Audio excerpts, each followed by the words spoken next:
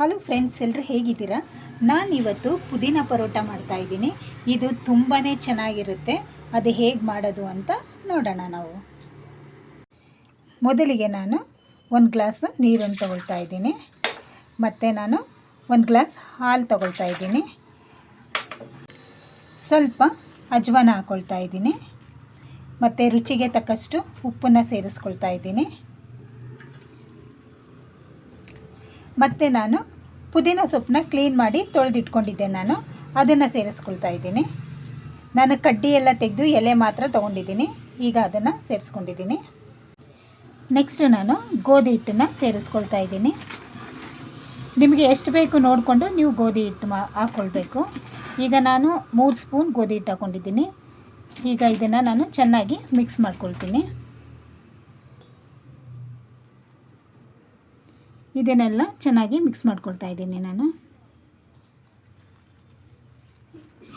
ಈಗ ಪರೋಟಾಗೆ ಗೋಧಿ ಹಿಟ್ಟನ್ನು ನಾನು ಕಲಸಿಟ್ಟಿದ್ದೀನಿ. ನೋಡಿ, ಈ ರೀತಿ ಕಲಸಿಟ್ಟಿದ್ದೀನಿ. ಈಗ ಇದನ್ನು 15 ನಿಮಿಷ ಹೀಗೆ ಮುಚ್ಚಿಡ್ತೀನಿ ನಾನು. ನೆಕ್ಸ್ಟು ನಾನು 15 ನಿಮಿಷ ಆಗೋಷ್ಟರಲ್ಲಿ ಒಂದು ಬಾಣಲಿಗೆ ಪುದೀನ ಸೊಪ್ಪು ಹಾಕ್ಕೊಂಡು ನಾನು ಫ್ರೈ ಮಾಡ್ಕೊಳ್ತಾ ಇದ್ದೀನಿ. ನಾನು 1 ಇಡೀ ಪುದೀನ ಸೊಪ್ಪು ತೊಗೊಂಡಿದ್ದೀನಿ. ಅದನ್ನು ತೊಗೊಂಡು ನಾನು ಚೆನ್ನಾಗಿ ಫ್ರೈ ಮಾಡ್ಕೊಳ್ತೀನಿ. ಅದು ಕೈಯಲ್ಲೇ ಪುಡಿ ಹಾಕಬೇಕು, ಆ ರೀತಿ ಇದನ್ನು ನಾನು ಫ್ರೈ ಮಾಡ್ಕೊಳ್ತೀನಿ. ಈಗ ಸೊಪ್ಪು ಫ್ರೈ ಆಗಿದೆ. ನಾನು ಸ್ಟವ್ ಆಫ್ ಮಾಡ್ಕೊಂಡಿರ್ತೀನಿ. ಈಗ ನಾನು ಫ್ರೈ ಮಾಡ್ಕೊಂಡಿದ್ದಂತಹ ಪುದೀನನ ಪುಡಿ ಮಾಡಿದ್ದೀನಿ. ನೋಡಿ, ನನಗೆ 1 ಸ್ಪೂನಷ್ಟು ಬಂತು ಪುಡಿ. ನಾವು 1 ಹಿಡಿ ಹಾಕಿದರೆ ನಮಗೆ ಇಷ್ಟೇ ಸಿಗೋದು ಪುಡಿ ಮಾಡಿದಾಗ.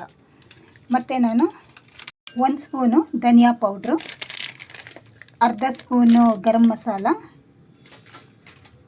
ಸ್ಪೂನು ಜೀರಾ ಪೌಡರ್, ಅರ್ಧ ಸ್ಪೂನು ಕಾಶ್ಮೀರಿ ಚಿಲ್ಲಿ ಪೌಡರ್, ಇದನ್ನೆಲ್ಲ ಹಾಕ್ಕೊಂಡು ನಾವು ಚೆನ್ನಾಗಿ ಮಿಕ್ಸ್ ಮಾಡ್ಕೊಳ್ಬೇಕು. ನಾನು ಇದನ್ನೆಲ್ಲ ಹಾಕಿ ಚೆನ್ನಾಗಿ ಮಿಕ್ಸ್ ಮಾಡ್ಕೊಳ್ತಾ ಇದ್ದೀನಿ.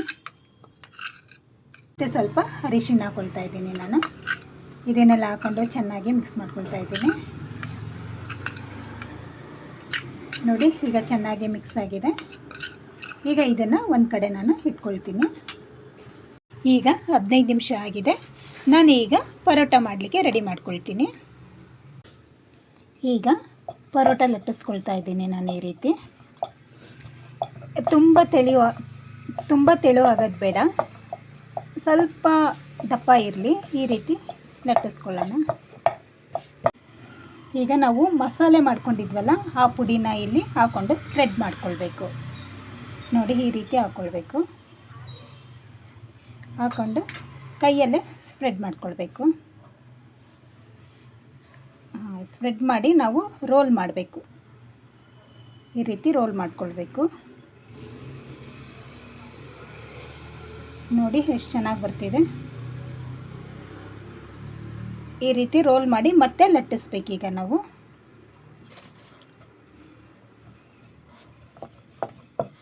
ಈ ರೀತಿ ಲಟ್ಟಿಸ್ಕೊಳ್ತಾ ಇದ್ದೀನಿ. ಈಗ ಲಟ್ಸಾಗಿದೆ. ಇದನ್ನು ತವದ ಮೇಲೆ ಹಾಕ್ಕೊಂಡು ನಾವು ಬೇಯಿಸ್ಕೊಳ್ಳೋಣ. ನೋಡಿ, ಎಷ್ಟು ಚೆನ್ನಾಗಿ ಬಂದಿದೆ. ರೌಂಡು ಸಹ ಚೆನ್ನಾಗೇ ಬಂದಿದೆ. ಈಗ 2 ಕಡೆನೂ ಎಣ್ಣೆ ಹಾಕ್ಕೊಂಡು ನಾವು ಬೇಯಿಸ್ಕೊಳ್ಬೇಕು.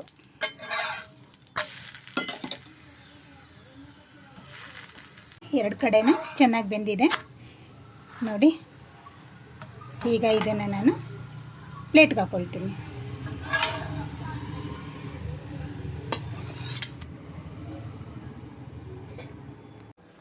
ಈಗ ಮೊಸರು ಜೊತೆಗೆ ಪುದೀನ ಪರೋಟ ರೆಡಿಯಾಗಿದೆ. ಇದು ತುಂಬಾ ರುಚಿಯಾಗಿರುತ್ತೆ, ತಿನ್ನಲಿಕ್ಕೆ ತುಂಬಾ ಖುಷಿಯಾಗುತ್ತೆ.